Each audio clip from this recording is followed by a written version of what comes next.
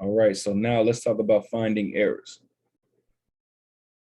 So just to let you know, you as a consumer have a right to challenge any item on your credit report. So whenever anybody talks about credit or any of the credit reporting agencies try to say anything, just know that as a consumer, you have a right. All right, so now let's talk about finding errors in your personal information. So first you want to look at your name. Now, is it incorrect? Is it incomplete or is it misspelled? And a lot of times for people who are juniors or seniors, you'll have oftentimes the name will get confused with your father. So what you want to do is to make sure that it is you.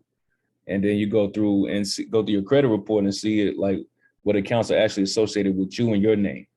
All right. So then addresses, current and previous. So make sure that honestly, I would say try to get your addresses down to only one showing on your report.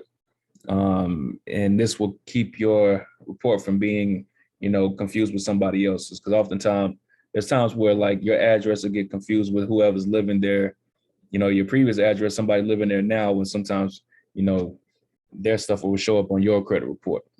It sounds crazy, but, like we said about these credit reporting agencies, they play a dirty game. So your social security number, make sure that's your social, your date of birth, make sure that is accurate across the board. Employment information, make sure that, all of the jobs that's previously listed. Honestly, you can call these agencies and have them remove your employment information. Just have it only down to where you're working at currently. This helps later down the line because if it shows like 10 jobs, it makes it look like you're unstable. So only one job on your credit report actually helps in the lending process because it looks like you're a stable person, but like you have a stability in your life.